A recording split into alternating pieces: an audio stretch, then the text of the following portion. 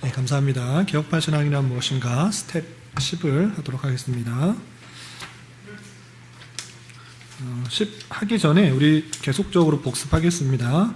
자꾸 잊어버리니까 개혁파 신앙이란 무엇인가 우리 배웠던 것 한 번씩 다시 한번 짚어보고 스텝 10을 하도록 하겠습니다. 자, 개혁파 신앙이란 무엇인가? 가장 첫 번째 특징이 무엇이었죠? 개혁파 신앙이란 하나님 앞에 철저하게 살아가는 신앙이다. 우리가 하나님 앞에서 삶을 살아간다는 인식, 그것을 바르게 갖고 있어야 된다. 교훈 받았고요. 또 두 번째 특징, 개혁파 신앙이란 하나님의 말씀인 성경을 철저하게 중시하는 신앙이다. 하나님 말씀인 성경, 그 성경을 정말 중요시하는 자세인데, 그래서 오직 성경과 전 성경에 대해서 배웠습니다. 누구나 다 성경을 중요시한다 이렇게 말을 하지만 내가 원하는 부분만 빼서 읽으면 그냥 내가 원하는 신앙생활을 할 수밖에 없다라고 배웠기 때문에 그런 것이 아니라 전체 성경에서 말하고 있는 그 내용들을 철저하게 중요시한다라고 했습니다. 그리고 세 번째 특징, 개혁파 신앙이란 순수한 교리를 철저하게 추구하는 신앙. 교리가 중요하다. 전체 성경에서 나와 있는 것들을 요약한 것이 교리이기 때문에 그것을 중요시하게 생각한다. 그래서 성경 말씀과 교리 이들을 함께 강조하는 것이 개혁파 신앙의 특징이다라고 할 수 있습니다. 그리고 네 번째 특징, 개혁파 신앙이란 하나님 중심주의를 철저하게 추구하는 신앙이다. 인본주의와 신본주의라고 했을 때 그냥 사람이 구원받는 것, 은혜 받는 것 이것에만 관심을 두는 것이 아니라 그것을 뛰어넘어 하나님께서 우리에게 원하시는 것들이 무엇인지 하나님의 어떤 분이신지와 하나님의 뜻을 추구하는 찾는 그것에 더 중점을 두는 신본주의적 특징이다 배웠습니다. 그리고 다섯 번째 특징 지난주에 배웠는데 다섯 번째 특징 함께 읽어보겠습니다. 시작. 개혁파 신앙은 예정론에서 구원의 은혜성을 철저하게 유지하는 신앙이다.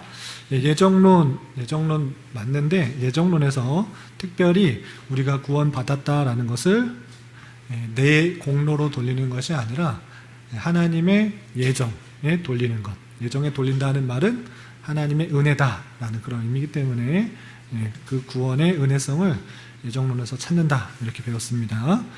오늘 스텝 10번 스텝 10 개혁파 신앙은 무엇인가?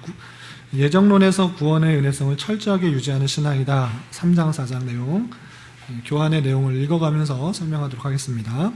제3장 개혁파 예정론과 전도 제1절 예정론은 전도를 저해하는가? 지난주에 시오가 예정론을 믿는다고 하면 전도할 필요가 있습니까? 라고 질문했는데 그런 질문들이 늘 빠지지 않고 나오는 질문입니다.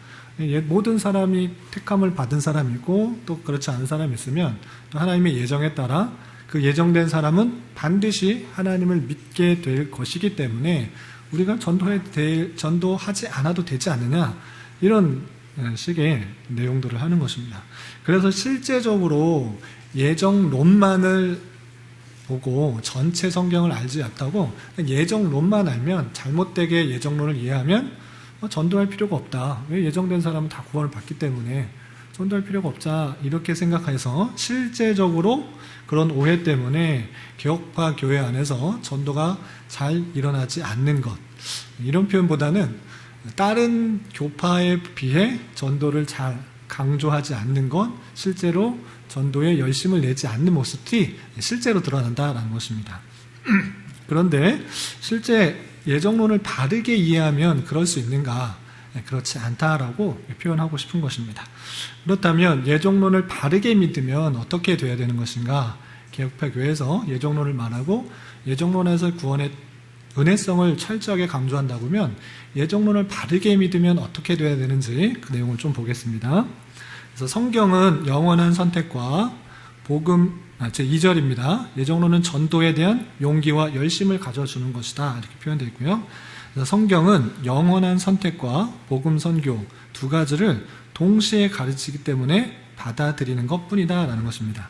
예정론이 있다고 해서 전도하지 말라. 이렇게 표현된 적이 없는 것입니다. 성경에는 분명히 예정론도 말할 뿐만 아니라 복음 전도도 막 같이 가르치고 있다는 것입니다. 그래서 예정론과 함께 복음 전도를 같이 가르치고 있는데 그 전도에 있어서 어떤 모습으로 드러나야 되는지를 잘 생각할 수 있어야 된다는 것입니다. 그래서 1번 보면 하나님의 압도적인 사랑 되어 있는데 예정론을 믿는다고 하면 하나님의 사랑, 하나님의 은혜, 하나님의 주권에 대해서 온전히 깨닫기 때문에 본능적으로 이 사랑을 초청하게 된다는 것입니다. 요것을 잘 먼저 생각해야 됩니다. 내가 구원받은 것, 내가 예수님을 믿고 구원받는 것, 이것이 나에게 있다라는 것이 아니라 하나님의 주권과 하나님의 예정 가운데 있다. 하나님께서 나를 얼마나 사랑하시는지 알았기 때문에 그 감격에 의해서, 그 은혜에 의해서, 그 사랑에 의해서 자연적으로 주변 사람들에게 이 사랑을 전하게 되었다, 전하게 된다, 초청하게 된다라는 것입니다. 그리고 두 번째 보면 하나님 자신의 압도적인 구원의 능력에 대한 확신이 있는 것입니다. 내가 전했을 때 그 사람이 믿을까 말까? 어떻게 안 믿으면 어떡하지? 걱정하는 것이 아니라 하나님께서 반드시 택하신 사람이라면 하나님께서 거절할 수 없는 그 은혜에 의해서 분명히 부르실 것이라는 용기가 있기 때문에, 그런 믿음이 있기 때문에 복음을 전환에 대한 실패가 없다라는 생각을 하는 것입니다. 내가 뭐 복음을 잘못 전하면 그 사람이 안 믿으면 어떨까? 내 전도에 열심히 했는데 안 믿으면 어떨까? 실패하면 어떨까? 이런 걱정과 두려움이 있을 수도 있는데 예정론을 믿는 사람은 그런 두려움과 걱정이 없다라는 것입니다. 왜냐하면 복음 전도에는 실패가 없기 때문에 내가 열심히 전한 것, 그 나에 의해서 나의 열심과 잘 설명했기 때문에 논리적으로 또는 수사학적인 방법으로 완전히 잘 설득했기 때문에 그 사람이 믿는 것이 아니라, 그것이 아니라 하나님께서 택하신 백성에게 믿음을 허락해 주시기 때문에 전도가 되고 복음을 받아들이는 거기 때문에 실패가 없는 것입니다. 하나님의 은혜에 의해서 그 사람이 구원받는다라는 믿기 때문에 전도 대상이 완고한 경우를 만나도 절망하지도 않고 어떠한 곳, 어떠한 어려움 가운데서도 인내하며 전도에 임할 수 있는 용기를 가진 것입니다. 그래서 복음 전도에는 실패함이 없다라고 생각하는 것입니다. 왜냐? 나는 전하는 자로서의 역할이 있는 것이지 그 사람을 믿고 안 믿고는 나의 어떠함 때문에 있다기보다는 하나님의 주권적으로 마음을 움직여 주시는 것에 있겠다라기 때문에 그것을 아는 자로서 담대하게, 오히려 더 담대하게 전할 힘이 있다라는 것입니다. 여기까지 이해가 되시나요? 예. 그래서 복음 전도를 우리 시호 예정론을 믿게 되면 복음 전도가 막히는 것이 아니라 오히려 담대하게 전할 수 있다. 자연적으로 그 사랑을 증거하는 사람의 모습으로서 드러나고 또한 복음 전도에 실패가 있는 것이 아니라 하나님 택하신 백성을 통해서 복음을 전하게 듣게 되고 또 그 하나님께서 움직여 주시는 거기 때문에 내가 어떻게 할 수 있는 것이 아니다라고 모두 맡기기 때문에 전도가 가려지는 것이 아니다라는 것입니다.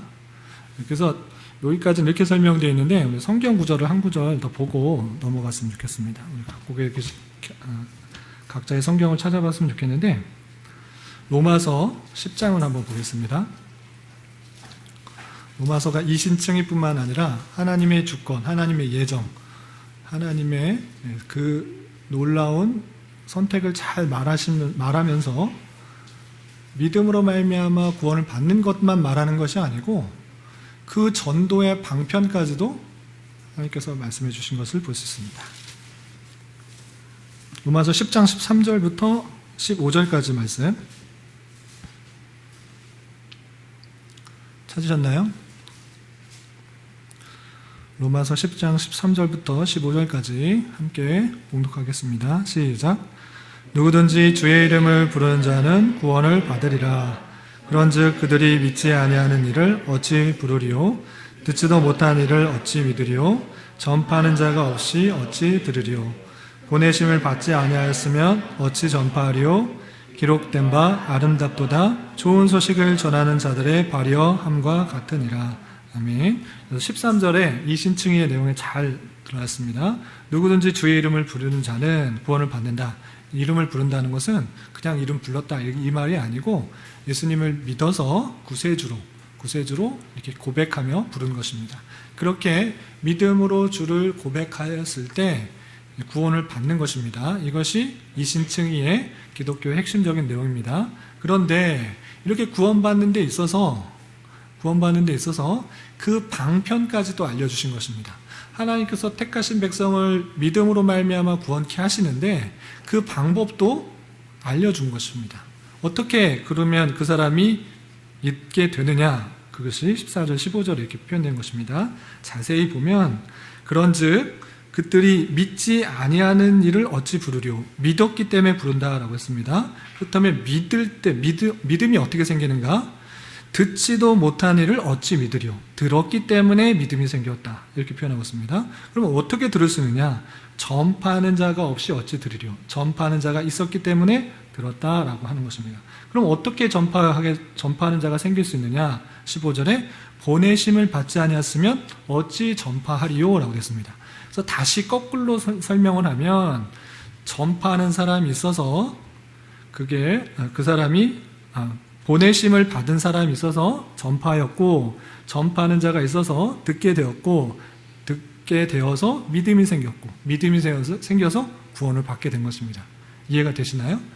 구원받는 끝모습만 보고 하나님께서 그 믿음을 주신다. 그 믿음을 주셔서 구원하는데 그 사람이 이 끝에 때 하나님의 택하신 백성은 반드시 믿기 때문에 구원받는다. 여기만 말하고 있는 것이 아니라 여기만 생각하는 것이 아니라 그 절차도 하나님께서 그 방법도 계획해 놓으셨다라고 표현하고 있는 것입니다. 그래서 이 사람이 믿음이 생기기 위해서는 들어야 되고 들기 위해서는 전파하는 자가 있어야 되고 전파하는 자가 있어야 되기 위해서는 보내심을 받아야 되는 것입니다. 이것도 믿음이 생기게 하는 그 절차도 하나님께서 다 계획해 놓으신 것입니다. 그렇기 때문에 예정론 끝부분 믿는 사람 하나님 택하신 사람이 믿음을 받아 구원받는다. 요 끝부분만 생각하는 것이 아니라 이 전도의 절차 보내심을 받고 전파하는 자가 있고 전파하는 자의 들음을 듣게 되고 듣게 되어서 믿음이 생기는 과정 이 과정도 함께 생각해야 된다는 것입니다. 그래서 전파하는 자 보내심을 받는 자가 보내는 자가 있고 또 전파하는 자가 있고 또 전파를 통해서 듣는 자가 있는 것.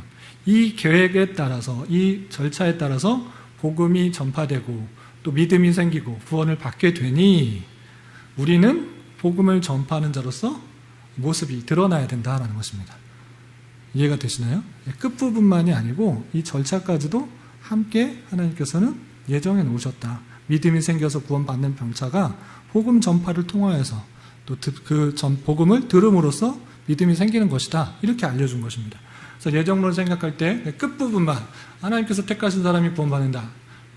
이것만 말하는 것이 아니고 그 믿음이 생기는 과정도 하나님께서 일반적으로 주셨기 때문에 그 과정에 있다고 하면 우리가 받은 사랑으로서 성도로서 마땅히 말과 행동으로서 하나님의 사랑을 깨달아 그 말씀대로 살아가는 것을 통해서 복음이 전파되는 것을 통해서 믿음이 생기는 것이다 라는 것을 이해하시면 되겠습니다.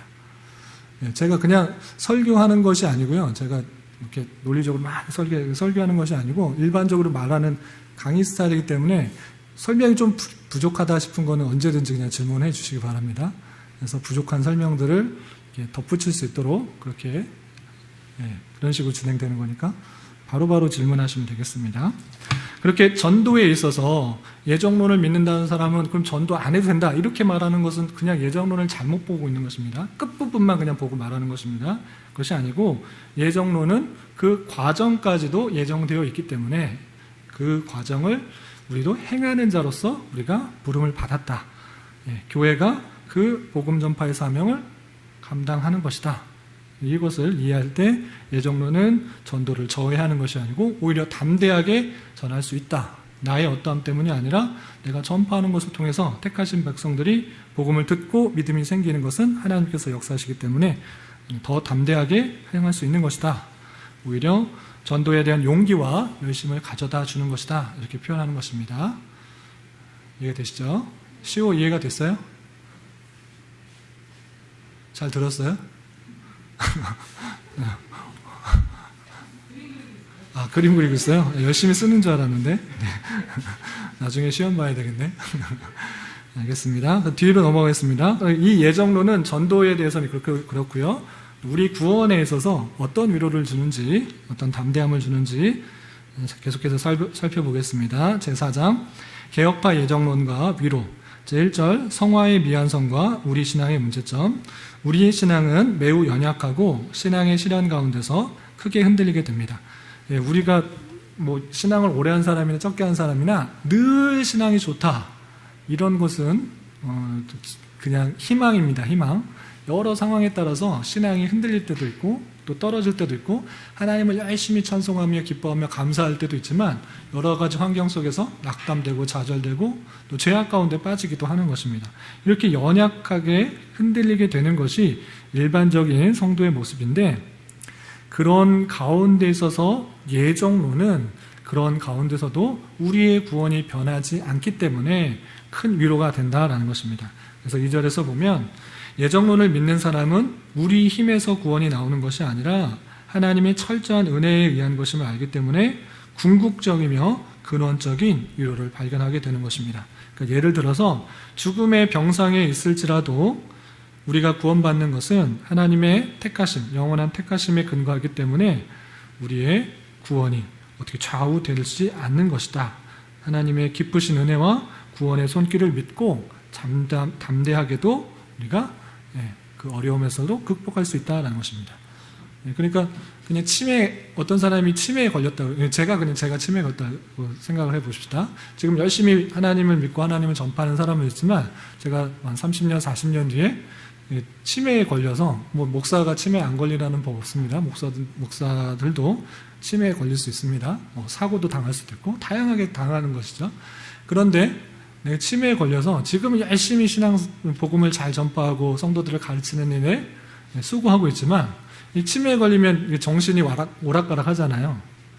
그래서 하나님 없다, 하나님이 내가 가르쳤던 거 다 거짓말이야, 이거 다 부인하고 너 알아서 그냥 살아, 이런 식의 제정신이 아닌 소리를 할 수도 있는 것입니다. 그렇다면 열심히 믿었는데 목사님 열심히 가르치더니 치매 걸려서 이제 지옥 가면 어떡해, 하나님 부인하고 하나님 교회 욕하고 그러면 지옥 가면 어떡해 라고 생각할 수도 있잖아요. 그런데 그렇게 될지라도, 아주 극단적인 예입니다. 아주 극단적인데, 그렇게 될지라도 그 사람이 부인했기 때문에 천국에 못 간다, 이렇게 표현하는 것이 아닙니다. 사람의 어떠함 때문에 구원이 좌우되는 것이 아니라 하나님께서 택하여 주셨고 하나님께서 구원해 주신 사람이라면 그가 어떠할지라도 구원을 받는다, 이런 것입니다.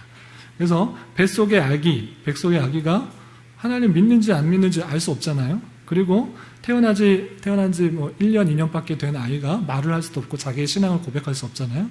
그럼에도 불구하고 하나님의 가정 안에서 태어난 그런 복중에 있는 아이라고 하면 그 부모의 신앙에 따라 하나님께서 그 자녀들도 택함을 받은 색성으로 주셨을 것이다라는 그런 기대와 믿음 가운데 그들이 천국 갔을 것이라고 기대하면서 그렇게 장례를 치를 수가 있는 것입니다. 그렇게 하지 못한다고 하면 말 못하는 사람, 장애인들을, 그런 사람들은 다 지옥을 가는 것입니다. 뱃속에 있는 사람, 뱃속에 있는 아기는 다 죽는 거고, 치매 걸린 사람은 다 정신이 없기 때문에 하나님에 대해서 제대로 고백할 수 없기 때문에 다 지옥에 가는 거고, 병든 사람이나 몸이 불편한 사람들은 다 지옥에 간다? 이것은 인간적인 생각이라는 것입니다. 그것이 아니라 우리의 구원은 예정되어 있다라는 그런 고백 때문에 우리 신앙이 비록 연약해져 있고 심지어는 하나님을 부인하며 불평하고 원망하고 그런 가운데 있을지라도 하나님께서 그를 택하셨다고 하면 반드시 그를 구원으로 이끄실 것이다 라고 이렇게 말하는 것입니다. 이것이 선민의 위로가 된다라는 것입니다. 질문해 주세요.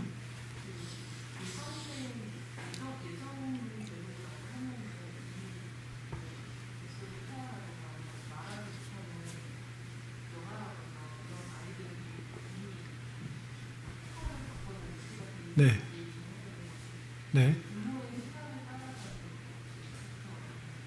부모의 신앙에 따라서? 왜 붙였느냐? 그러니까 그 사람이 부모의 신앙에 따라서 그 아이가 구원되고 구원되지 않는다 이런 표현이 아니고 그런 기대를 할 수 있다는 것입니다.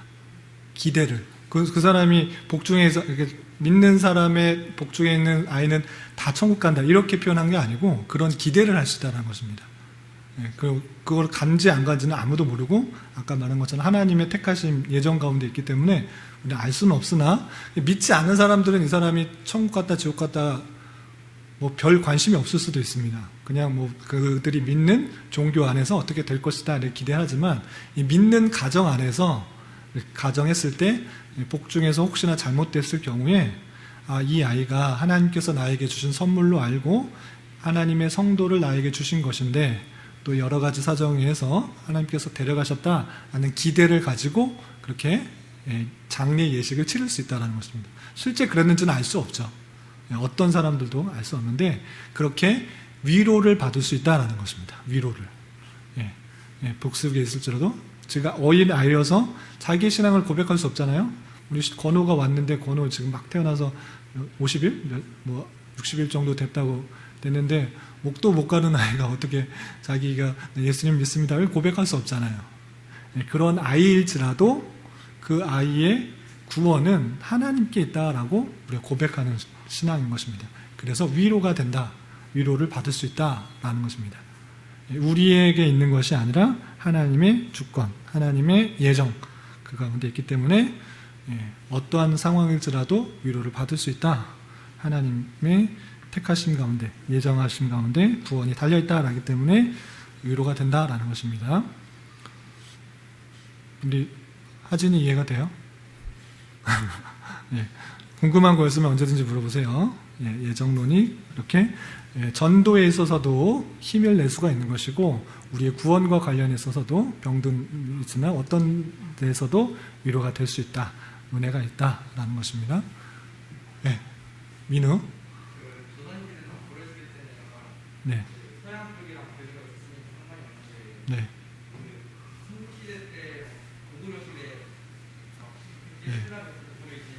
네. 네.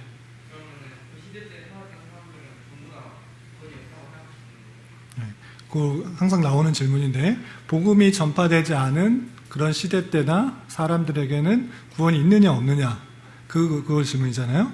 근데 기독교 복음에 있어서는 구원을 얻는 방편은 물론 하나님의 주권 가운데 선택된 사람이 구원을 받는 것이지만 일반적으로 예수 그리스도를 믿음으로 구원받는다 이렇게 표현을 하고 있습니다.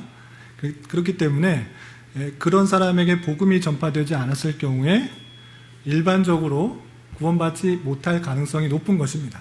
그럼에도 불구하고 아까 말한 것처럼 어떤 사람에게도 하나님의 구원받았다, 받지 못했다 그 객관적인 사람을 판단하지는 못합니다. 왜냐하면 그 아이가 구원받았다, 못 받았다 이것들을 기대할 수 있고 생각할 수 있지만 그 진짜 그런지는 알 수가 없는 것처럼 그 사람들에게 있어서 복음이 전파되지 않았고 예수 그리스도를 전파되지 못했다고 하면 일반적인 방편에 있어서는 구원을 받지 못합니다. 그럼에도 불구하고 하나님의 주권 가운데 택하신 백성들은 다양한 방편으로 하나님에 대한 의식을 해서 구원을 받을 수도 있는 것입니다. 일반적이지는 않지만 하나님께서 그렇게 하시고자 하시면 그렇게 행할 수도 있는 것입니다. 예를 들어서 욥이라는 사람이 있었습니다. 욥은 아브라함 시대 때 사람인데 그가 어떻게 그 아브라함의 계대를 읽지 않고 딴 지역에 살면서 하나님을 잘 믿었는지 그것에 대해서 밝혀주지 않고 있습니다. 다양한 방편으로 하나님에 대한 그 지식들을 아는 은혜가 임했던 거죠. 어떻게 임했는지 몰라요. 아브라함에게도 임한 것도 하나님께서 물론 그 선조가 이렇게 계대를 잇는 그런 계대지만 그에게 선택을 통해서 그에게 말씀을 주시고 택함을 받아 부르심을 받아서 말씀을 주셔서 그 계대가 그렇게 쭉 이어지는 유대인들로 이어지는 것이지 하나님께서 택하여 주셔서 은혜를 주시면 구원을 받을 수 있는 것이죠. 그리고 일반적인 그 은혜, 일반 은총적인 의미에서 하나님에 대한 의식들은 다 하고 있습니다. 무슨 말이냐면 번개 꽝 칠 때 다들 신 앞에서 내가 잘못한 것이 없나 두려워하는 것이죠. 하나님은 잘 알지 못하지만 그런 두려움 가운데 그 신에 대한 의식 속에서 하나님께서 어떤 은혜를 주셔서 그런 의식들을 갖고 구원을 받을 수 있었다. 전체가 못 받았다라고 우리가 단정 지을 수는 없는 것입니다. 이해가 되시나요? 일반적인 방편에 있어서 벗어난 사람이기에 구원을 못 받은 사람이다 생각할 수 있지만 하나님의 주권 가운데, 은혜 가운데 택하신 백성에게 믿음을 주시고 구원하실 수 있는 것조차 우리는 제한할 수 없는 거죠. 그래서 어떤 사람이 전체가 다 구원 못 받았을 것이다 라고 단정 지을 수는 없습니다. 그렇지만 하나님께서 부르실 때는 은혜를 주셔서 하시기 때문에 다양하게 부르실 수 있는 것을 제한할 수는 없는 것이죠. 이해가 되시나요? 여기까지만 정리를 할게요. 그래서 일반적인 방편이 아니기 때문에 그런 믿지 않는 사람들, 지금 아프리카 오지나 이슬람권이나 아직 하나님에 대해서 잘 모르는 사람도 하나님께서 알아서 구원하시겠지 이렇게 하는 것이 아니라 하나님께서 주신 방편에서는 교회에게 땅끝까지 이르러 내 증인이 되라고 하셨고 복음이 전파되고 믿는 것을 통해서 믿음이 생기게 하라고 하셨사오니 우리가 믿지 않는 세계의 오지나 이슬람권이나 그 가운데서도 택한 백성들이 있을 것이라 생각하고 우리의 사명들을 잘 감당하는 것이죠. 거기 없을 거다, 알아서 구원하시겠지 이것이 아니라 교회된 사명은 아직 알지 못하는 곳에 가서 복음을 전파하는 자세로서 있는 것이고 그 가운데 없을 수도 있죠. 이슬람권에 전혀 택한 백성들이 없어서 열심히 10년, 20년, 30년 선교사역 했는데 교회 안에 성도들이 하나도 없을 수도 있죠. 그럼에도 그것이 실패가 아니다라고 하는 거죠. 그의 사명들을 그냥 최선을 다해 감당했기 때문에 그가 아닐지라도 그 모습을 보고 죽은 이후에 어떤 사람이 그 모습을 보고 저 사람 참 신기하게 살았다 생각하면서 저 사람이 믿는 하나님은 누구신가 라고 생각하면서 살펴볼 수도 있는 것이죠. 한국 교회는 그러한 모습으로 신앙이 드러나기도 했습니다. 선교사님이 열심을 갖고 이 땅을 밟지도 못한 상태에서 그냥 죽임을 당했는데 그가 갖고 있는 성경을 뭔가 하고 벽지 다 발랐다가 그 벽지 뭐 써있나 하고 쭉 읽어봤더니 그것이 믿음이 생기고 복음이 전파돼서 그 교회가 생기는 일들이 있었던 것입니다.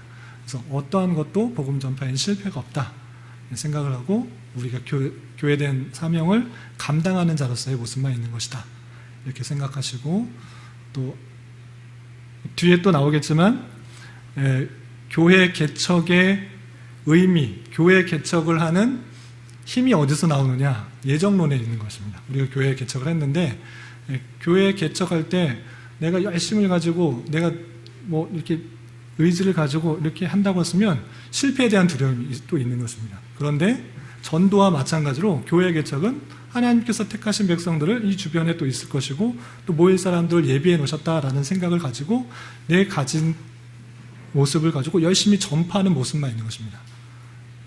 그러할 때 하나님께서 택하신 백성들을 부르시고 또 믿음을 갖게 하시고 또 교회가 세워지게 하는 그런 일들을 하게 되는 것입니다. 그래서 전도의 담대함과 실패 없는 전도를 이루게 하고 성도에게 있어서 내 신앙을 뛰어넘는 하나님의 주권과 은혜가 있기 때문에 담대함을 주는 위로가 있다. 이렇게 이해하시면 되겠습니다. 여기까지가 개혁파 신앙이란 무엇인가의 책자의 내용이고요. 이것에 대해서 예정론에 대해서 이제 반론들이 되게 많이 있어요. 그것에 대해서 좀 살펴보겠습니다. 60페이지, 61페이지 두 개 보겠습니다. 예정론에 대한 신학적 반론들, 예정론 말하면 어떤 반론들이 있냐면 그냥 6가지로 정리할 수가 있는데 첫 번째, 예정론이라고 말하지 말고 그냥 운명론이라 말해라 또는 숙명론이라 말해라. 뭐가 다르냐? 모든 것이 정해져 있다고 하면 운명론과 숙명론과 다르지 않느냐? 그렇게 말하라. 예정론이라 하지 말고 운명론, 숙명이다 이렇게 표현하라. 이렇게 반론을 내는 사람도 있는 것입니다. 또 두 번째로는 예정론을 말하게 되면 인간의 자유의지와 모순되지 않느냐. 모든 것이 다 예정됐다고 했다면 내가 자유롭게 할 수 있는 것이 없지 않느냐. 하나님께서 주신 그 의지하고 모순되지 않느냐. 이런 주장들을, 반론들을 하는 것입니다. 세 번째로는 예정론에 의하면 하나님이 죄의 창시자가 되지 않느냐, 모든 것을 예정했다고 하면 죄를 만드신 것이 아니냐, 이렇게 말한다는 것입니다. 그렇다면 하나님은 불의한 사람이 되는 것이다. 불의한 하나님이 될 수 없지 않느냐, 예정론을 말하면 안 된다, 이렇게 하는 것입니다. 또 네 번째, 예정론은 노력하는 인간의 모든 동기를 낙심시킨다라는 주장이 있고요. 또 다섯 번째, 예정론은 개인을 불공평하게 대한다라는 주장이 있고, 또 여섯 번째, 예정론은 보편구원을 가르치는 성경 구조가 모순된다, 이런 주장들이 있는 것입니다. 그 주장들에 대해서 어떻게 답변할 수 있는지 내용을 좀 보겠습니다. 2번입니다. 첫 번째, 운명론 또는 숙명론이라는 주장에 대해, 혹시 하은이 운명론, 숙명론 들어봤어요? 못 들어봤어요? 예정론은 들어봤어요? 예정론도 못 들어봤어요? 모든 것이 예정되어 있다. 하나님의 뜻 가운데 우리의 계획이나 앞으로 일어날 일이 다 하나님의 뜻에 있다라는 것이 예정론입니다. 운명론은 뭐냐면 모든 것이 정해져 있기 때문에 그대로 된다라는 것입니다. 다른 표현으로 숙명론이라고 이렇게 표현하는데, 예정론과 숙명론이 어떤 차이가 있는가, 그것을 살펴보는 것입니다. 내용을 좀 읽어볼게요. 자, 예정론은 하나님이 영원 전부터 계획하신 것을 하나님의 창조와 섭리를 통해 이루어 가신다. 이 모든 제정된 사건들은 첫째로 하나님의 영광을 위하여, 둘째로 하나님의 백성을 위하여 있다, 이렇게 주장하고 있습니다. 그런데 숙명론은 궁극적인 원인의 이념을 배제하는 것입니다. 원인과 이념을 배제하는 것입니다. 그런 뜻도 없고 그런 원인도 없다라고 이렇게 표현하는 것이죠. 모든 것이 그냥 결정대로 될 뿐이지 목적하는 바나 내용하는 것들이 없다, 이렇게 생각하는 것입니다. 그래서 그것은 우주 통치의 무한한 예지와 사랑의 손에서 빼앗아 맹목적인 필연에 둔다.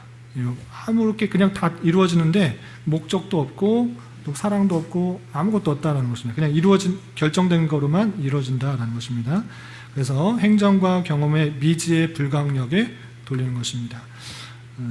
우리는 아무것도 할 수 없다, 이렇게 표현하고 있는데 그런 것이 아니다라는 것입니다. 예정론에 따르면 인간의 자유와 책임을 완전히 보존하고 지킵니다. 인간의 자유도 하나님이 제정하셨다. 인간의 자유로운 의지를 하나님께서 계속 주셨다, 이렇게 표현하고 있는 것입니다. 그렇지만 숙명론은 인간의 의지의 자유에 선택을 용인치 않으므로 인간의 행동도 자연 법칙과 한 가지로 도무지 인간의 힘으로 제어할 수 없는 피열에 속한 것으로 간주한다라는 것입니다. 이게 무슨 말이냐면, 쉽게 말하면 내가 옆에 있는 사람을 한 대 때렸어요. 그런데 운명론이나 숙명론 사람들은 어떻게 말하면, 이건 너가 어쩔 수 없는 맞을 운명이 쳐 있는 거야. 어쩔 수 없이 그냥 맞을 숙명이 있다. 뜻이 다 그래. 이렇게 표현하는 것입니다. 자신이 때려놓고 그냥 다 결정되었다라고 이렇게 표현을 하고 있는 것입니다. 그런데 그것이 아니고 그 사람에게 의지의 자유를 주셔서 어떻게 할지 다 할 수 있도록 주셨다라는 것입니다.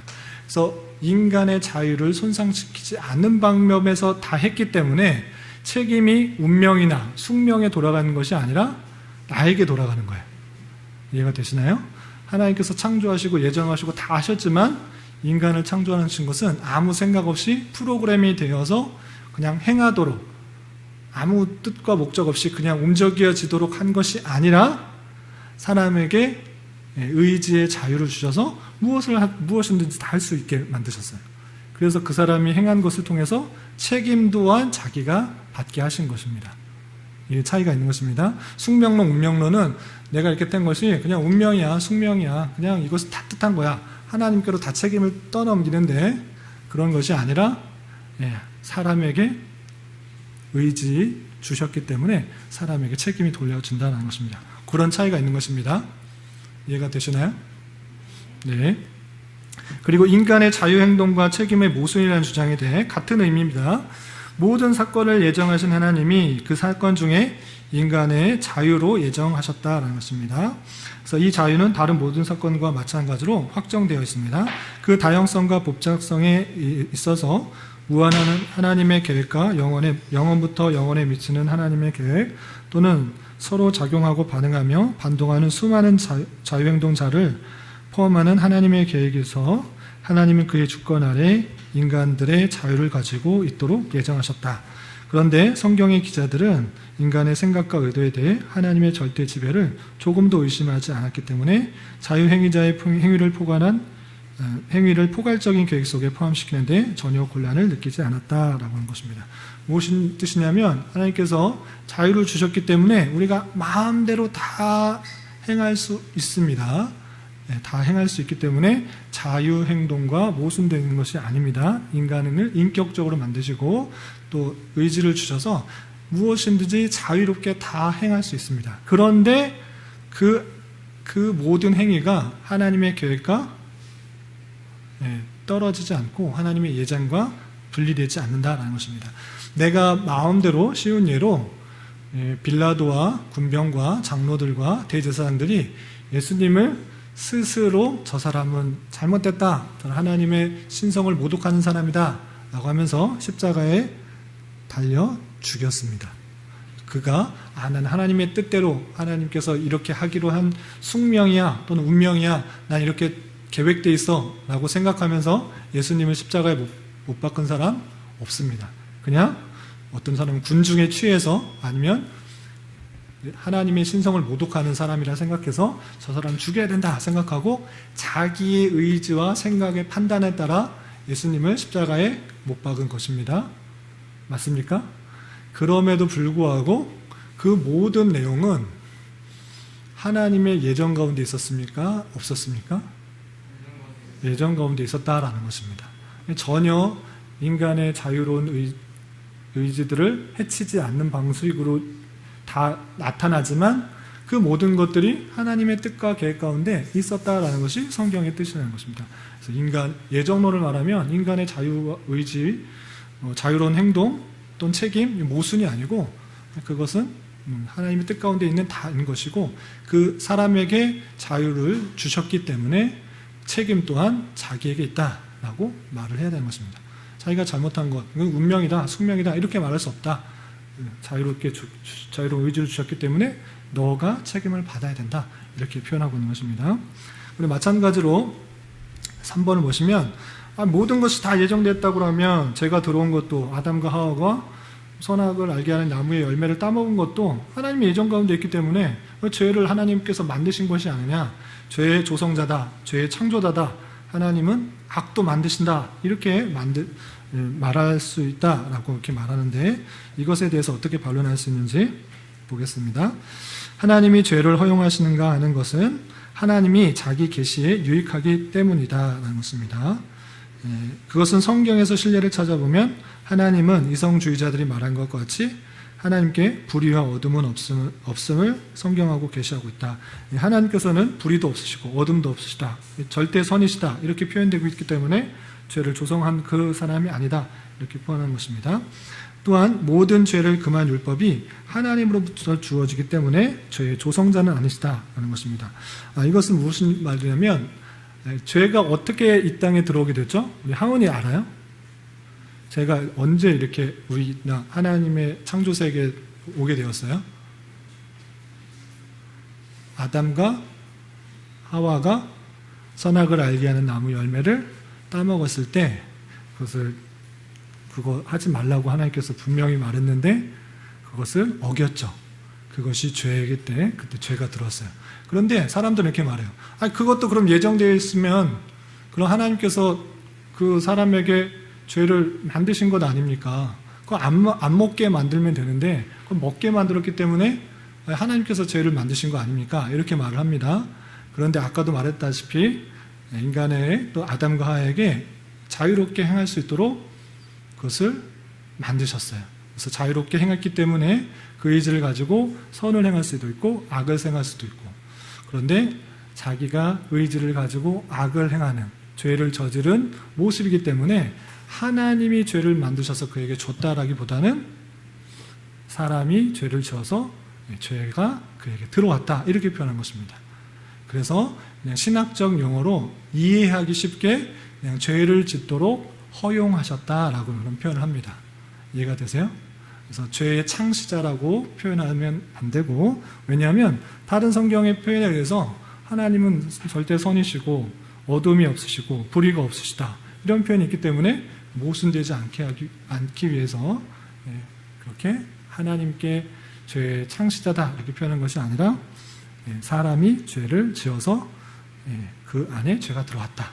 하나님께서 사람들에게 자유로운 의지를 주셨는데 그것을 잘못 사용했기 때문에 죄가 사람들에게 들어왔고 모든 사람이 다 타락하게 되었다. 이렇게 표현하는 것입니다. 시온이 여기 이해돼요? 너무 어려워요? 하나님이 죄의 창시자예요? 아니에요? 예. 하나님이 죄의 창시자가 아닌 건 알겠는데 네.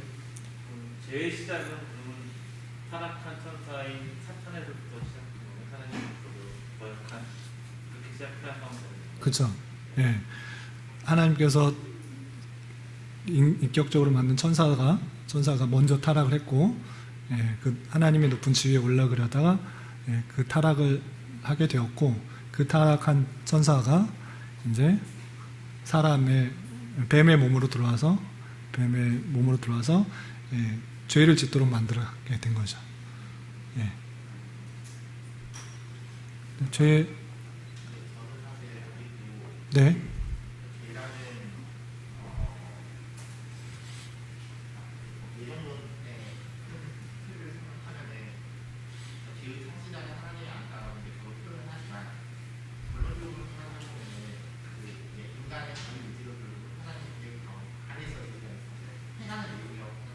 네.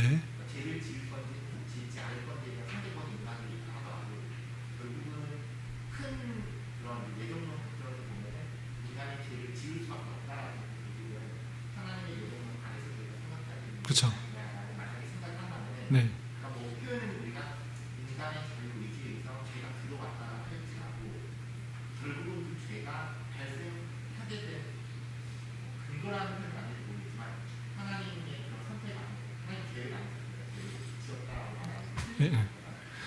지금 잘 말씀해 주셨는데 이제 핵심은 그겁니다. 하나님께서 죄를 만드시진 않았지만 그 아담과 하와가 죄를 지을지 모르고 계셨느냐? 그것은 아니죠. 하나님의 예정 가운데 그 사람이 죄를 지을지도 알았고 타락할지도 알았고 그것을 알았기 때문에 예수 그리스도도 미리 예정하신 거죠. 아담과 하와가 만약에 몇 번은 말을 하지만 타락을 안 하고 그냥 에덴 동산에서 착하고 즐겁게 잘 살았다. 평생 영원히 죽지 않는 그 열매도 먹고 평생 행복하게 에덴 동산을 잘 살았다. 이렇게 될 수도 계획을 빼놓고 될 수도 있잖아요. 근데 왜 하나님께서 괜히 타락시켜 그 죄를 짓게 만드셔서 사람들이 전체가 타락하고 부패하고 이렇게 엉망진창인 세계로 만들게 했느냐 이렇게 할 수 있잖아요. 그것에 있어서 하나님께서 왜 그렇게 하셨느냐 했을 때 하나님의 택하신 백성들을 얼마나 사랑하는지를 알게 해주시기 위해서 그것조차 알고 계셨고 작정하셨다라고 보는 것입니다. 이해가 되시나요? 하나님께서 우리를 사랑하신다라고 할 때 모를 수 있어요. 왜냐하면 에덴 동산에서 아담과 하와가 평생 잘 먹고 잘 살았다. 자자손손 아이들 풍성히 낳고 잘 살았다. 하나님께서 나를 얼마나 사랑하시느냐 모를 수 있어요. 어쩌면 에덴 동산에서 맨날 이렇게 뛰어놀고 나 여기 있는 게 좋아 라고 하면서 하나님의 사랑을 잘 모를 수 있어요.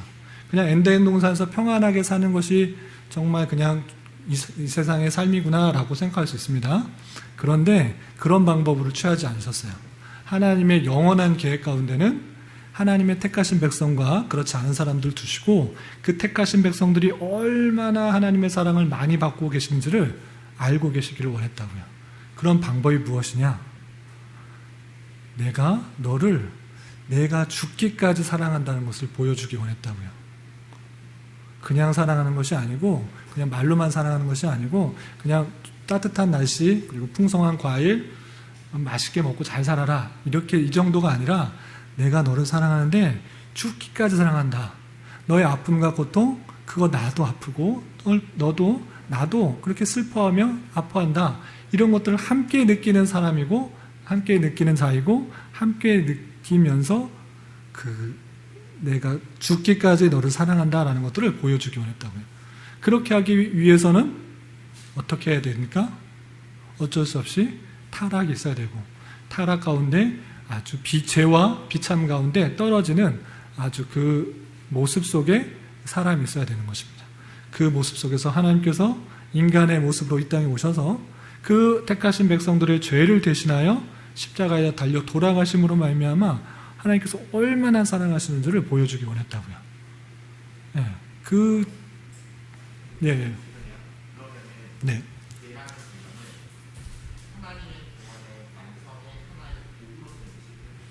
그렇게 보셔도 뭐 도구로 쓰이는 된 것이. 네. 네. 네.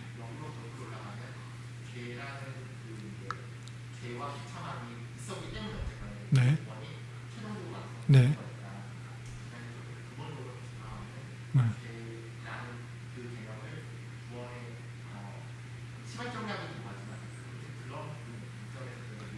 그렇죠. 하나의 도구로 쓰이는 것이죠. 구원의 하나님의 사랑과 하나님의 은혜와 하나님의 그 모든 것을 보여주기 위한 하나님께서 그 도구로 사용했기 때문에 하나님께서 죄를 허용하신 것이죠. 그렇기 때문에 사람에게 있어서 그 죄의 창시자가 하나님이 아니라 사람에게 돌려지는 거고 사람에게 책임이 돌려진 것입니다. 아담과 하와에게 그 잘못이 돌려지는 것이죠. 이해가 되시나요? 네, 여기까지 그럼 하고 네 번째 보겠습니다. 인간의 모든 노력을 낙담시킨다라는 주장에 의해서 예정론은 각각의 독립된 사건들이 여기저기 산벌적으로 예정된 것이 아니고 상호 연관성과 연쇄적 반응을 가진 일련의 사건 전체가 예정된 것이다. 각 부분이 모두 합쳐서 하나님의 계획 안에서 사건 전체가 한 단위를 이루는 것이다. 따라서 만일 수단이 실패하면 목적도 실패하는 것이다. 예정을 핑계 삼아서 노력하지 않는 것은 어리석은 사람이며 세상 속에 있는 공리에도 맞지 않는 사람입니다. 인간은 하나님의 예정을 알 수 없기 때문에 하나님이 어떻게 예정하셨는지 어떻게 섭리하셨는지 알지 못하나 예정은 전포괄적이며 효과적으로 이루어 가시기 때문에 최선을 다해야 된다. 라는 것입니다. 그러니까 예정되었다고 하면 내가 아무것도 할 필요 없다 이게 아니고 예정되어 있기 때문에 내가 열심히 노력해서 그 예정을 이루는 것이다. 이 과정까지도 함께 예정됐다는 것입니다. 그래서 숙명론과 운명론을 생각하면 아무렇게나 안 해도 그냥 그 숙명과 운명에 따라 될 것이기 때문에 아무 인간의 의지나 노력들을 제거하는 것이 운명론과 숙명론이라고 하면 예정론은 그 과정까지 예정되어 있다는 것입니다. 그래서 구원 얻는 사람이 있는데 구원받게 하는 사람이 있는데 그 사람이 구원받게 하기 위해서는 복음이 전파되고 또 복음이 전파되고 듣게 돼서 믿음이 됨으로 말미암아 구원받는 것이다.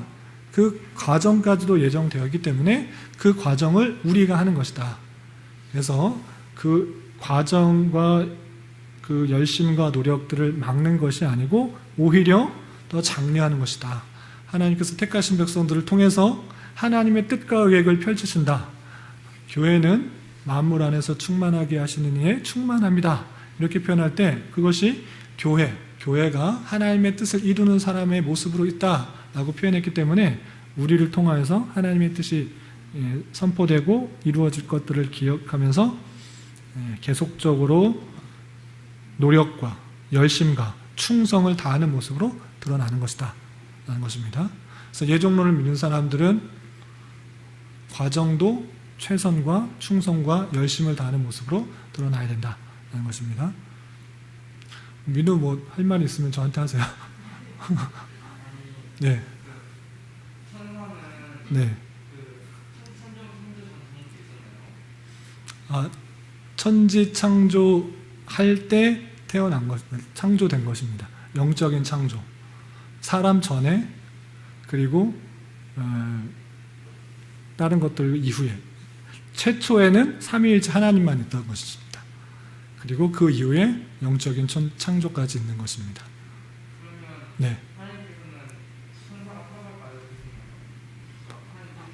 그러니까 하나님께서 뜻하시지 않는 것이 없는 것입니다. 모르시는 것이 없고 아담과 하와가 그 선악을 알게 하는 나무의 열매를 만들어 놓으면 얘가 먹을까 안 먹을까 궁금하다 이렇게 아시고 그거를 다 알고 있었던 것이고 천사가 타락할지 모르다 이런 건 없는 것입니다. 모든 것이 하나님의 뜻과 계획 가운데 있다라는 것이 예정론의 뜻이고 하나님 주권의 뜻입니다. 예.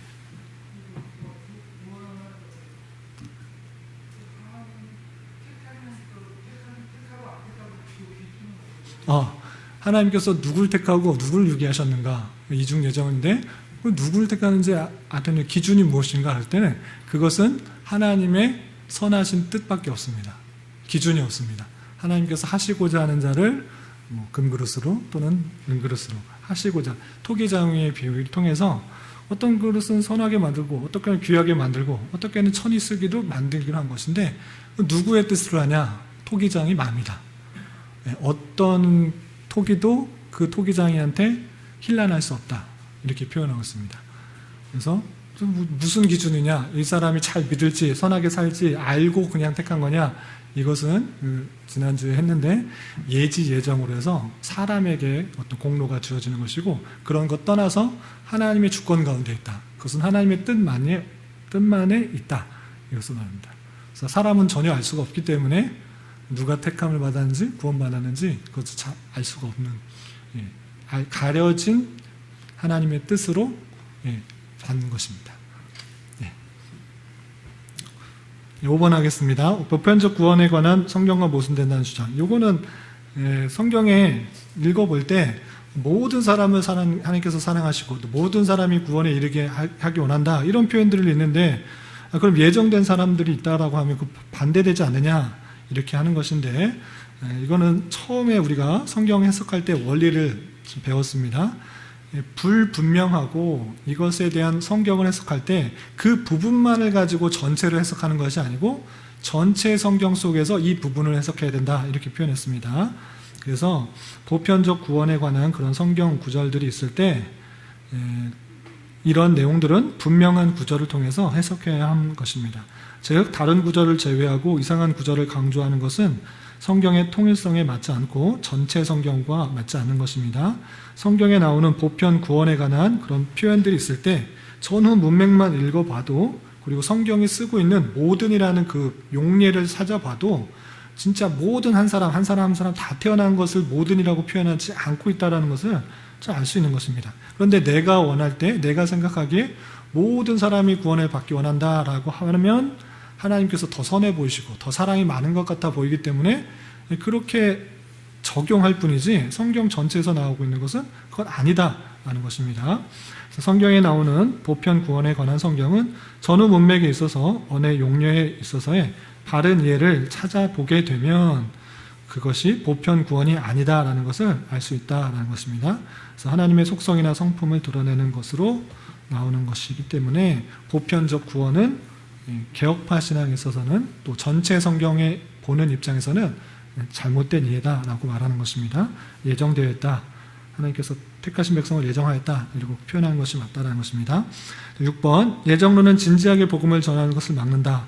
아까 이것도 설명했는데 이관이 구원과 멸망이 이미 예정되어 있다면 열심히 복음을 전해야 할 이유가 없다. 이렇게 표현할 수 있는데 그것이 아니고 성경에서는 너는 말씀을 전파하라 이런 표현도 있고 우리 아까 로마서 10장 13절부터 15절까지 본 것처럼 그 전하는 것도 그 전하는 방편도 하나님 복음이 전파되어서 믿음이 생기는 것도 교회에게 주신 사명이고 또 방편이라는 것들을 알고 함께 복음을 전파하는 것을 강조하고 있다는 것을 생각해야 된다는 것입니다. 그래서 끝만 보지 말고 그 과정도 함께 생각할 수 있어야지 예정론을 바르게 이해하는 것이다. 그런 것입니다. 그리고 예정론의 실천적 의미 있는데 요거 읽고 마무리하겠습니다. 개혁주의자들은 신론에서뿐만 아니라 구원과 교회 관련해서도 예정론을 강조했습니다. 신론에서뿐만 아니라 구원과 교회가 관련해서 강조했다는 말은 뭐냐면 신론에서 하나님의 뜻, 하나님의 속성 할 때 하나님의 뜻이 있어서 예정하셨다라는 것을 빼놓을 수 없습니다. 우리가 신론을 강조한다고 그랬잖아요. 우리가 구원받는 데에만 관심 있고 우리 은혜 받는 데만 관심 있고 이런 것에 그치는 것이 아니라 하나님이 어떤 분이신지 또 하나님께서 어떻게 계시는지 하나님의 속성이 어떠한 것인지 하나님의 이름이 어떠한지 성품이 어떠한지 이런 것들을 자세하게 배우면 빠질 수 없는 것이 예정론입니다. 하나님께서 다 예정하셨다. 하나님의 뜻이 있으시다. 그 예정 가운데 은행하신다라는 것도 빼놓을 수 없습니다. 그런데 신론에서뿐만 아니라 구원론과 교회론에서도 발견될 수 있다는 것입니다. 구원론, 우리가 구원받는 것 하나님의 예정되었다. 이것을 배웠고, 또 교회론과 관련해서도 예정론을 생각할 수 있다는 것입니다. 그 내용을 좀 보겠습니다. 그것은 예정의 기원이 하나님의 성전까지 올라가서 생각할 수 있다는 의미입니다. 예정론을 통하여 인간의 역할을 전적으로 부정하였고, 그런 예정론을 보이는 교회 안에서 아무도 하나의 지체를 오용하지 못하게 하는 근본 뿌리가 되었으며 잘 믿는 자에게 큰 위로와 확신을 가져오는 교리다라고 했습니다. 아까 설명한 것처럼 어떤 사람도 누가 예정됐는지 택함을 받지 않았는지 유기되었는지 알 수 없다라고 했습니다. 그런 의미에 있어서 교회 안에서 또 교회 밖에서 막무가내로 사는 사람들, 또 하나님의 말씀을 불순종하는 사람조차 우리가 함부로 대할 수 없는 것입니다. 왜냐하면 그가 사도 바울같이 언제 변화해서 하나님을 믿고 순종하게 될지 모르기 때문에 한 사람도 함부로 대하지 않습니다. 어떤 사람이 택함을 받았는지 안 택함을 받았는지 알 수 없기 때문에 모두 택함을 받지 않았다 생각하는 것이 아니라 모두 택함을 받았다고 생각하고 하나님의 백성으로, 하나님의 자녀로 대하는 것입니다. 그리고 복음을 전하는 것으로 자로 있는 것입니다. 그리고 아까 말한 것처럼 믿는 자, 내 믿음이 연약하고 또 시험에 들고 죄악 가운데 빠졌을 때 뭐 잘 살면 계속 잘 살면 좋지만 믿음에 허약해지고 또 시험에 들고 육체가 연약해지고 또 내 정신이 오락가락하는 그런 상태에 있을 때 그렇게 될지라도 우리가 구원받는 데서는 상관이 없다. 위로와 확신을 가져오는 것이다 라는 것입니다. 그리고 특별히 순전히 영적이고 오직 하나님 안에서 감추어진 예정론 사상을 믿지 않는 일반 신에게도 진정한 인간 존중의 기틀이 된다. 그렇습니다. 인간 존중, 예정론에서 나옵니다. 모든 사람이 하나님의 택하신 백성이다 생각하면서 그런 택한 백성으로 대하는 인간 존중의 모습이 이 예정론에서 나온다는 것입니다. 또 가난하고 무시받는 자에게서도 강한 사랑을 나눌 수 있게 한다. 하나님의 백성이기 때문에 이 사람이 택한 백성일 수 있기 때문에 내 사랑의 모습을 통해서 그리스도의 받은 사랑을 전하는 것을 통해서 이가 그리스도의 사랑을 알 수도 있게 되기 때문에 그렇게 가난하고 무시받는 자에게도 사랑을 전하게 해주는 것이 예정론이다 라고 하는 것입니다. 또 반면에 보이는 교회의 부패와 사회 부패에 대해서 비판 정신과 혁명 정신이 원인이 되기도 한다. 보이는 교회의 여러 가지 부패들, 또 사회에 나타나는 부정과 또 비리들, 이런 것에 있어서 혁명 정신, 비판 정신이 갖고 될 수 있는 것이 예정론이다. 하나님께서 예정하셨고 우리의 의지에 따라서 그런 것들을 바르게 나가게 하도록 하셨기 때문에 우리는 예정 안에서 그런 것들을 담대하게 행할 수 있다라고 표현하고 있습니다.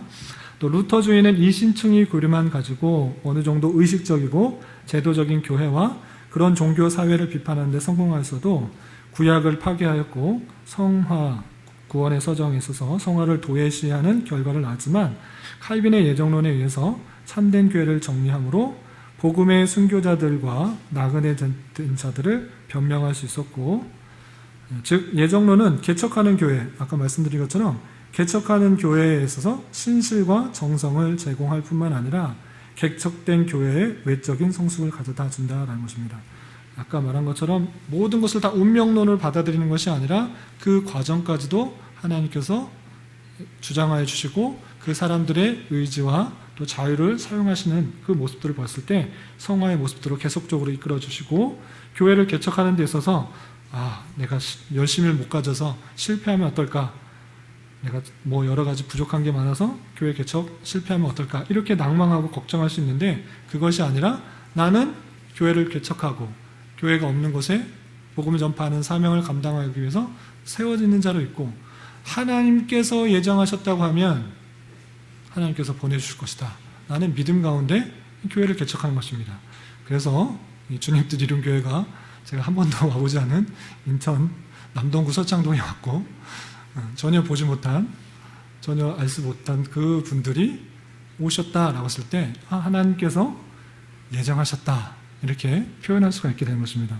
우리 김은미 집사님이 이렇게 예정하면서 말씀하시면서 퍼즐이 맞춘다라는 그런 농담 아닌 농담을 했는데 그냥 신학적 용어로 하면 이 모든 것이 하나님의 예정 가운데 있다. 이곳에 전혀 모르는 곳에 제가 이곳에 교회를 개척했지만 하나님의 택하신 백성들이 있고 그 말씀을 듣기 위한 사람이 있다라는 그 믿음 가운데 제가 개척을 할 수 있는 것이고 또 하나님의 때 하나님 방법으로 그 말씀을 들을 사람을 보내주실 것이다. 이것들이 다 예정 가운데 있다.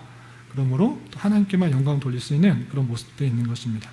교회 개척의 신실성을 제공한다는 것입니다.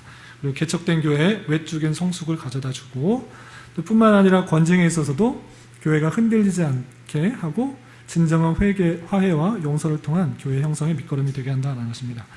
권징이 중요한데 여러 번 말씀드리지만 교회는 그냥 친교단체가 아닙니다. 교회의 표지에 있어서 말씀이 온전히 선포되는 것, 성례를 바르게 집행하는 것, 권징을 신실하게 시행하는 것을 같이 말하는 것입니다. 그 왜 그러냐면 그냥 말씀만 선포되고 하면 물론 말씀을 선포받고 구원을 받아 기쁨과 찬송을 누려 하나님께 예배하고 교제하는 거 중요합니다. 그런데 교회의 특성 중에 거룩성이 있어야 되는 것입니다. 죄가 드러났을 때 하나님의 말씀에 선포되었을 때 그대로 살아가지 않는 그런 교회 성도들의 모습이 있을 때 그것을 통치하고 다스릴 수 있도록 교회에 열쇠권을 주신 것입니다. 그래서 교회는 그냥 친교단체라고 생각하면 안 되는 것입니다. 교회 안에 등록을 하고 그 교회의 통치와 질서에 따라서 치리, 통치, 권징을 받도록 하는 그런 목적이 있는 것입니다. 그렇게 되지 않으면 교회에 그냥 이른바 내 교회, 네 교회가 없고 여기서 좀 재미없으면 딴 교회 가고 여기서 또 나한테 힘들게 하고 그러고 봉사 많이 하라고 그러고 또는 잘못됐다고 지적하면 또 다른 교회 가고 그럼 교회에 성숙과 성장은 없는 것입니다. 그냥 내가 원하는 교회, 내 입맛에 맞는 교회, 심지어 아주 극단적으로 말하면 내가 만든 하나님을 섬길 뿐이라는 것이죠. 내가 원하는 하나님, 이 교회가 그렇게 말하니까 그렇게 가서 섬기는 것이죠. 그렇게 보는 교회가 아니라 교회는 말씀이 선포되고 그 말씀대로 다스려질 수 있도록 하는 그 기구의 역할을 반드시 해야 됩니다. 그래서 신앙의 선조들 또 개혁파 신학자들은 교회의 표지, 교회는 요걸 보고 교회다라고 표현했을 때 말씀과 성례와 권징 이렇게 표현한 것입니다. 그런데 예정론을 믿지 않은 사람은 권징을 할 수 없습니다. 왜? 다른 데로 가버리니까. 시험에 들면 어떻게? 똑바로 신앙생활 하십시오. 그것은 성도들에게 덕이 안 됩니다. 유익이 안 됩니다. 7위회 안에서 권징을 이렇게 선포하면 마음에 안 들어. 그냥 떠나가 버려. 이 사람이 시험에 들면 어떡하지? 그냥 아예 떠나가면 어떡하지? 하나님에게 또 교회에게 실족해서 교회 안 나오고 신앙 버리면 어떡하지? 이렇게 걱정하는데 그치지 않는다는 것입니다. 예정론을 믿는 사람은 그 사람이 확실히 하나님의 택하신 백성이라고 하면 하나님께서 끝까지 비켜줄 것이 알기 때문에 교회 안에서 바르게 치리회가 구성되고 바르게 권징과 치리가 됐다고 하면 그것을 걱정하지 않고 치리를 할 수 있다는 것입니다. 그것이 이루어져야지 교회의 건덕도 세우고 교회가 올바르게 설 수 있도록 교회의 거룩성과 성결성을 유지할 수 있도록 할 수 있다는 것입니다. 예정론을 믿지 않는다고 하면 혹여나 시험 들면 어떻게 딴 교회 가면 어떻게 딴 교회 가는 것까지는 괜찮은데 교회는 다 똑같아 하면서 저 교회 목사 싫어 또 저 장로 싫어 하면서 믿음을 저버리고 카톨릭이나 절로 가면 어떻게 이런 걱정을 하지 않는다는 것입니다. 예정론을 믿을 때 온전히 권징이 시행될 수 있고 그 권징을 통해서 교회가 바로 설 수 있다라는 기대를 가지고 권징을 신실하게 시행할 수 있는 토대가 된다. 이렇게 받아들일 수 있는 것입니다. 그래서 진정한 화해와 용서, 교회 형성의 밑거름이 되게 하는 것이 예정론이다. 이렇게 생각하시면 되겠습니다. 네, 여기까지 했는데 혹시 보충 설명이 필요하거나 궁금한 것이 있으면 질문해 주시기 바랍니다. 제가 일방적으로 이렇게 하면 재미없잖아요. 자, 다 졸리고 이 시간 제일 졸린 시간인데 민우 형들.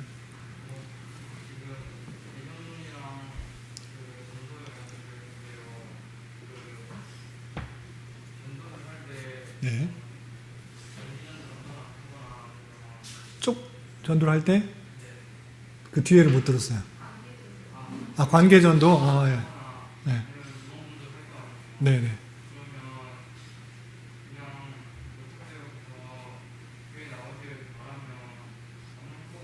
네. 네. 어떻게 전할 수 있는가?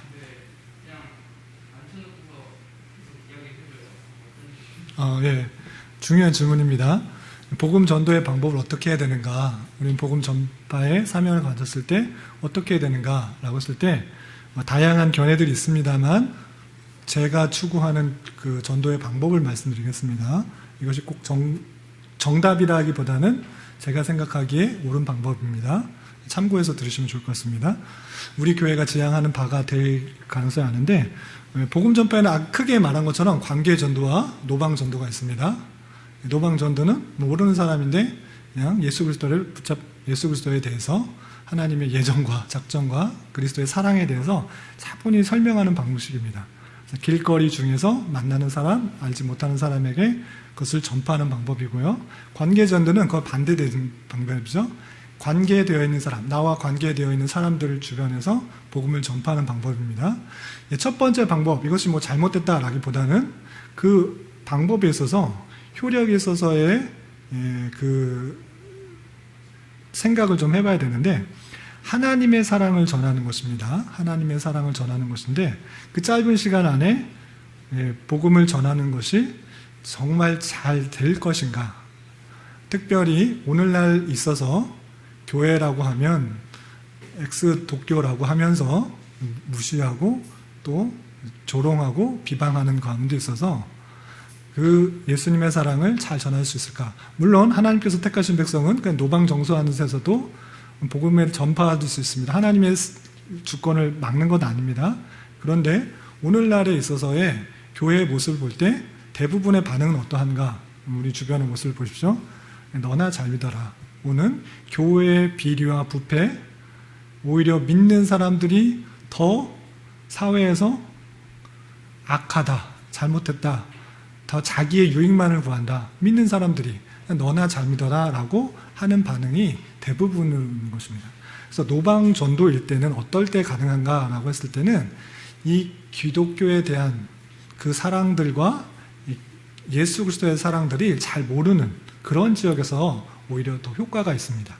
예를 들어서 선교지, 예수 그리스도를 잘 모르고 그냥 불교 지역이나 이슬람 지역이나 아니면 무교 지역이나 뭐 혼합 종교들이 있는 가운데서 예수 그리스도를 잘 몰라. 그럴 때 예수 그리스도가 누구인지를 전해보면서 호기심이 생길 수가 있고 그 호기심에 의해서 교회로 전도되어서 복음이 잘 전파되고 예수님의 사랑을 알아 영접될 가능성이 많습니다. 그런데 오늘날의 우리나라 현실에 있어서는 예수 그리스도를 믿고 예수 믿으면 천국 가고 하나님께서 택하신 백성을 사랑하시고 구원하십니다. 이런 식으로 했을 때 너나 잘 믿어라. 교회 내가 아는 뭐 장로, 목사 할 것 없이 자기 욕심만 부리고 오히려 믿는 사람들이 더 악하다. 오히려 반감을 갖게 되는 경우가 더 많이 있습니다. 그래서 오늘날에 있어서 제가 추구하는 방향은 관계 전도인데 복음을 믿어라, 예수 그리스도를 믿어라 전혀 말하지 않습니다. 그런데 전파되게 하는 방법이 있습니다. 어떻게 하느냐? 세상과 같이 사는 방법을 취하지 않는 것입니다. 세상 사람들은 더 많이 벌고 더 많이 유익을 얻고 내 자신을 위해 삽니다. 그런데 성도는 그런 것에 유익이 없다라는 것을 압니다. 우리는 이 땅에서 삶은 잠시 있다 가는 것이고 훈련하는 삶입니다. 이 땅에서의 성도는 구원받기 위한 삶이 아니라 구원받은 자로서 천국의 모습을 훈련하고 연단하는 자의 모습이 있는 것입니다. 하나님이 어떤 분이신지를 알아가는 자의 삶이 있는 것입니다. 그래서 이 땅의 유익을 구하지 않고 내 자신의 유익만을 구하지 않고 하나님을 기쁘시게 하며 사람들에게 유익이 되는 삶을 살아가는 것입니다. 더 많이 벌지 못하고 더 많은 부가 없을지라도 감사하고 찬송하는 삶을 사는 것입니다.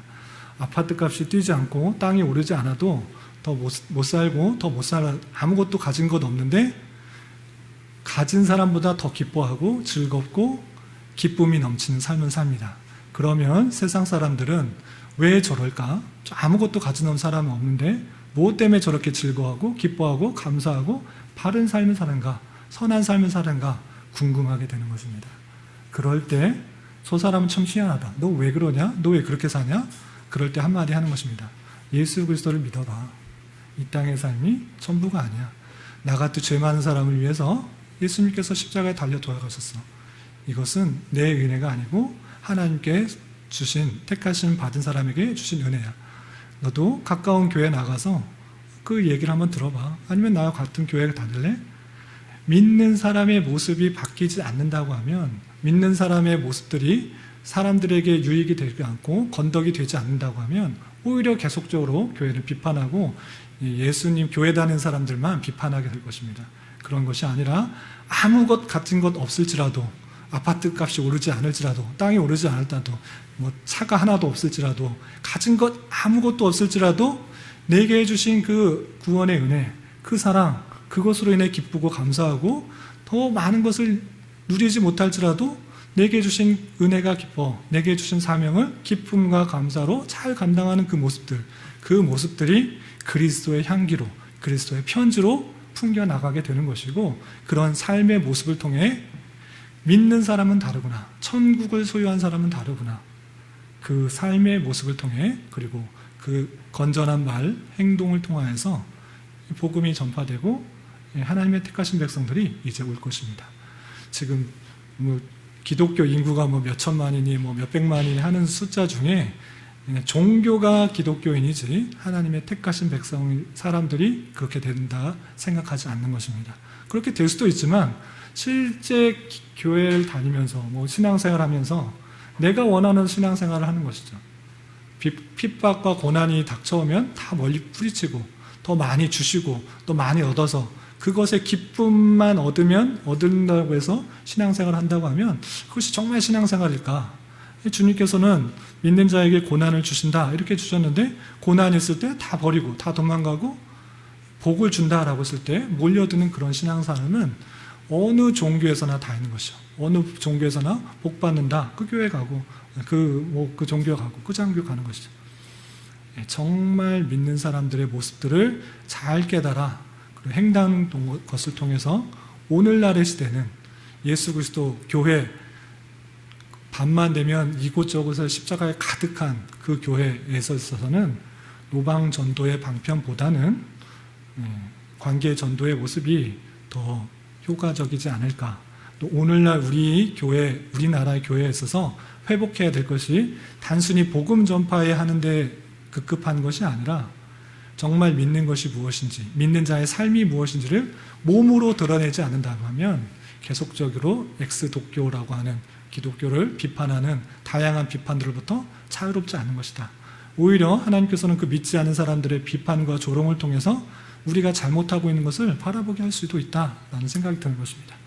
그래서 우리 교회에서 회복해야 될 것이 무엇인지, 이 땅에서의 삶이 회복해야 될 것이 무엇인지를 잘 회복하며 우리 삶을 잘 살아가는 것, 하나님 말씀대로 살아가는 것, 그것이 복음 전파다 이렇게 생각하시면 됩니다.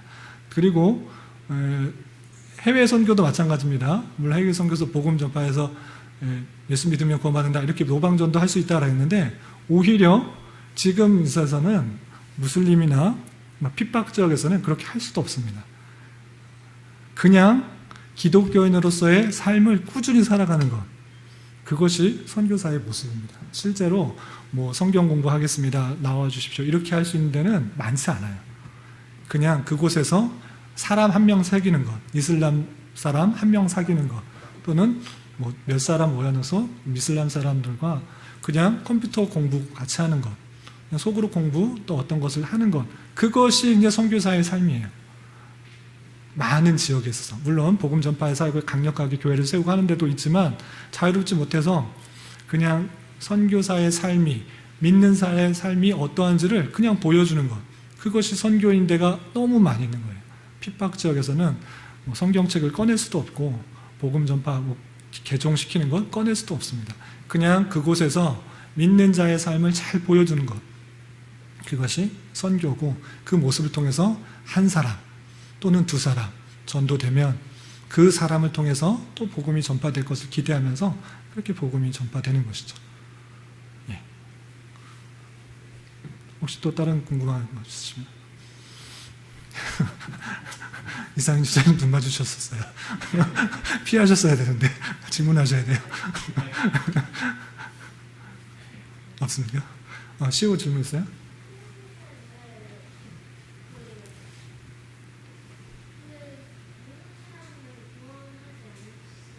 그것이 이제 하나님께서 뜻하신 건데, 어떤 기준도 마찬가지지만 모든 사람을 구원하시기보다는 하나님의 사랑이 어떠하신지를 더 깊게 알려주시고 더 풍성히 알려주기 위해서 택한 사람과 그렇지 않은 사람을 만들었어요.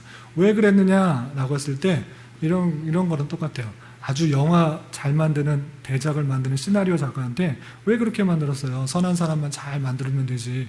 왜 악당이 나와가지고 주인공 찔러 죽이게 만들어요? 주인공 이렇게 힘들게 만들어요? 그럼 왜 그렇게 쓰셨어요? 근데 그 시나리오 작가가 한마디 할 거예요. 너 뭘 아는데? 너 글 좀 쓰냐? 이렇게 물어볼 거예요. 하나님께서 그 뜻, 선하시고 높으시고 위대한 뜻을 우리가 다 알 수 없어요. 그냥 하나님의 선하신 뜻 가운데 그렇게도 만드시고 그렇게 만드셨다는 것을 성경을 통해 배우는 거죠. 우리는 아쉽게도 연기일 수도 있어요. 좀 아쉽다. 유기된 사람 좀 아쉽다. 라고 생각할 수 있는데, 한편으로는 그런 사람이 없으면, 악한 역할들을 하는 역할들이 없으면 하나님의 선하심들을, 위대하심들을, 공의로우심들을, 나를 얼마나 사랑한지를 잘 모를 수 있어요. 하나님께서 하나님 쓰심에 맞게 만드신 거예요. 그것을 어떻게 할 수가 없어요. 그렇게 된 줄 알고 하나님의 참으로 위대하시다라는 것들을 깨닫는 것입니다. 네. 시온이는 너무 졸려요? 빨리 끝낼게요. 혹시 질문 있으시면 여기까지 할까요? 네, 기도하고 마치겠습니다. 하나님 아버지 감사합니다. 오늘 예정론에서 구원의 은혜성을 철저하게 되돌아보는 개혁파 신앙에 대해서 배웠습니다. 하나님의 뜻과 계획과 자비하심을 우리가 다 이해할 수 없으나 성경 말씀을 부지런히 읽고 깨달아서 우리가 구원받은 것도, 우리가 어떻게 되는 것도 하나님의 인자하심과 자비하심의 손길 가운데 있다는 것들을 잘 기억하며 하나님께 감사와 찬송을 돌리는 자 되게 하여 주시옵소서. 특별히 여러 가지 어려움 가운데 있는 우리 형편 가운데 더욱더 하나님을 의지하게 하시고 하나님께서 주시는 은혜로서 위로를 얻어 담대하게 우리에게 주어진 삶을 힘있게 살아가게 하여 주시옵소서. 이제 마치고 돌아가려고 합니다. 돌아가는 발걸음도 안전하게 지켜주시고 각자에게 맡겨주신 사명 충성으로 최선을 다해 감당하는 자 되게 하여 주시옵소서. 예수님의 이름으로 감사히 기도드리옵나이다. 아멘.